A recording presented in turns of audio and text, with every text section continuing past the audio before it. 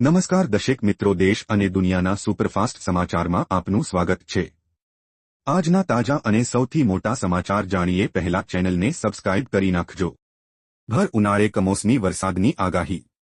હવામાન વિભાગે 24 કલાકમાં અનેક જિલ્લાઓમાં વરસાદ થવાની આગાહી કરી છે। ગુજરાતમાં સાયક્લોનિક સર્ક્યુલેશન સક્રિય થયું છે। આ સાથે ભેજનું પ્રમાણ વધતા રાજ્યના અનેક વિસ્તારોમાં ગાજવીજ સાથે વરસાદ થવાની વકી જાહેર કરવામાં આવી છે। જો કે 24 કલાક બાદ વાતાવરણ ફરીથી સૂકું રહેવાનું અનુમાન પણ હવામાન વિભાગ દ્વારા કરવામાં આવ્યું છે। રાજ્યમાં ગાજવીજ સાથે વરસાદની પણ આગાહી કરવામાં આવી છે। અંબાલાલ પટેલે જણાવ્યું છે કે હાલ ગુજરાતના કેટલાક ભાગમાં વરસાદી છાંટા થવાના છે। મધ્ય ગુજરાતમાં ભાગોમાં 28 અને 29 તારીખે મહત્તમ તાપમાન 43 ડિગ્રી સુધી પહોંચી શકે છે।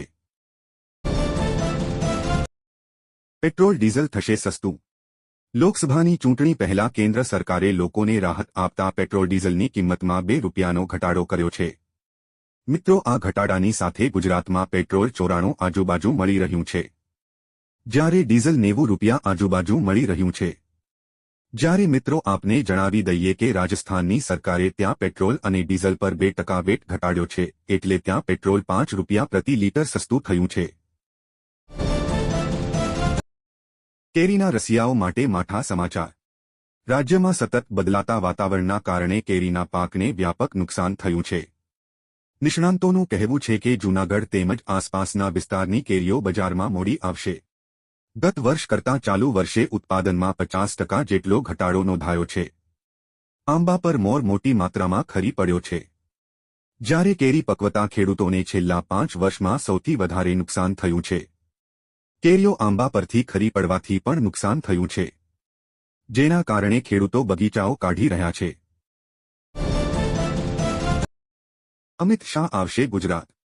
કેન્દ્રીય ગૃહમંત્રી અમિત શાહ આજે ચૂંટણી પ્રચાર અર્થે ગુજરાત આવ્યા છે।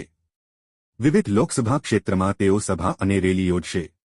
સૌપ્રથમ પોરબંદર લોકસભા માટે કુમાર છાત્રાલય જામકંડોરણા ખાતે 10:30 કલાકે સભા સંબોધશે।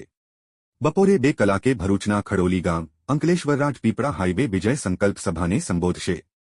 સાંજે 4 કલાકે પંચમહાલ લોકસભા માટે ગોધરામાં સભા ગજવશે।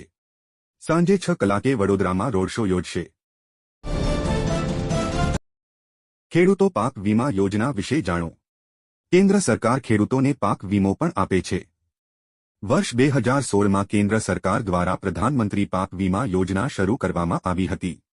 આ યોજના હેઠળ સરકાર ખેડૂતોને તેમના પાકને નુકસાન થવા પર નાણાકીય સહાય પૂરી પાડે છે। આ યોજના હેઠળ કુદરતી આપત્તિ, દુષ્કાળ અથવા પાકના નુકસાનને કારણે પાક નિષ્ફળ જવાના કિસ્સામાં નાણાકીય સહાય આપવામાં આવે છે। યોજનાના લાભો મેળવવા માટે તમે સત્તાવાર વેબસાઇટ પર જઈને અરજી કરી શકો છો।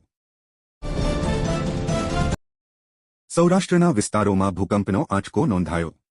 સૌરાષ્ટ્રમાં 2.8ની તીવ્રતાનો ભૂકંપનો આંચકો આવ્યો હતો।